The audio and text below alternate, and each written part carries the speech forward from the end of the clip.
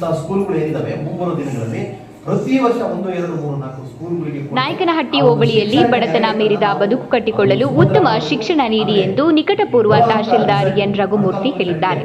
ಶುಕ್ರವಾರ ಪಟ್ಟಣದ ಹೊರವಲಯದಲ್ಲಿ ಡಾನ್ ಬಾಸ್ಕೋ ಆಂಗ್ಲ ಮಾಧ್ಯಮ ಶಾಲೆಯಲ್ಲಿ ಉಚಿತ ಶುದ್ಧ ನೀರಿನ ಘಟಕ ಕೊಡುಗೆ ನೀಡಿ ಲೋಕಾರ್ಪಣೆಗೊಳಿಸಿ ಸಮಾರಂಭವನ್ನು ಉದ್ದೇಶಿಸಿ ಮಾತನಾಡಿದರು.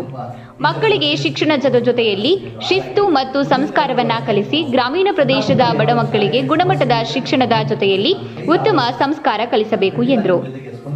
ನನ್ನ 2 ವರ್ಷದ ಆಡಳಿತಾವಧಿಯಲ್ಲಿ ದಿನ ಶಾಸಕರುಗಳು ಮತ್ತು ಜನಪ್ರತಿನಿಧಿಗಳು ಪೂರ್ಣ ಪ್ರಮಾಣದಲ್ಲಿ ಸಹಕರಿಸಿದ್ರು.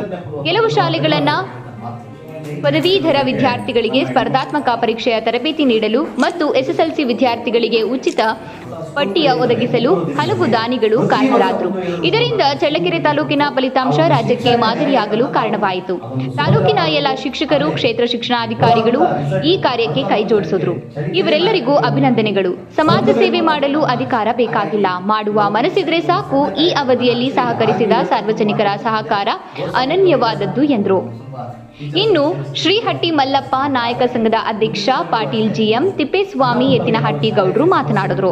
ನಿಕಟಪೂರ್ವ ತಹಶೀಲ್ದಾರ್ ಎನ್ ರಘುಮೂರ್ತಿ ಸಾಮಾಜಿಕ ಕಳಕಳಿಯುಳ್ಳ ವ್ಯಕ್ತಿ. ಶಿಕ್ಷಣಕ್ಕೆ ಹೆಚ್ಚಿನ ಮಹತ್ವವನ್ನ ನೀಡುವ ಮೂಲಕ ಈ ಹಿಂದೆ ಚಳ್ಳಕೆರೆ ತಹಶೀಲ್ದಾರ್ ಆಗಿ ಕೆಲಸ ಮಾಡುವ ವೇಳೆ ತಾಲೂಕಿನ ಗ್ರಾಮೀಣ ಪ್ರದೇಶದ ಜನರಿಗೆ ಸ್ಪಂದಿಸುವ ಮೂಲಕ ಸಮಸ್ಯೆ ಮುಕ್ತ ಗ್ರಾಮ, ಮಹಾಮಾರಿ ಕರೋನಾ ಕೋವಿಡ್ ಸಂದರ್ಭದಲ್ಲಿ ಉತ್ತಮವಾಗಿ ಕೆಲಸ ಮಾಡಿದ್ದಾರೆ. ಗ್ರಾಮೀಣ ಪ್ರದೇಶದ ಬಡ ಮಕ್ಕಳಿಗೆ ಸ್ಪರ್ಧಾತ್ಮಕ ಕೋರ್ಸ್ಗಳಿಗೆ ಸುಮಾರು 1,000 ಬಡ ವಿದ್ಯಾರ್ಥಿಗಳಿಗೆ ಶಿಕ್ಷಣವನ್ನ ಕೊಡಿಸುವ ಮೂಲಕ ಸಾಮಾಜಿಕ ಮತ್ತು ಆರ್ಥಿಕವಾಗಿ ವಿದ್ಯಾರ್ಥಿಗಳಿಗೆ ಅನುಕೂಲವನ್ನ ಕಲ್ಪಿಸಿದ್ದಾರೆ. ಈ ದಿನ ಡಾನ್ ಬಾಸ್ಕೋ ಶಾಲೆಗೆ ಉಚಿತವಾಗಿ ಶುದ್ಧ ನೀರಿನ ಉಪಕರಣಗಳನ್ನು ನೀಡಿರುವುದು ಶ್ಲಾಘನೀಯ ಎಂದರು. ಇನ್ನು ಡಾನ್ ಬಾಸ್ಕೋ ಆಂಗ್ಲ ಮಾಧ್ಯಮ ಶಾಲಾ ಸಂಸ್ಥೆಯಿಂದ ನಿಕಟಪೂರ್ವ ತಹಶೀಲ್ದಾರ್ ಎನ್ ರಘುಮೂರ್ತಿ ಅವರಿಗೆ ಸನ್ಮಾನಿಸಲಾಯಿತು.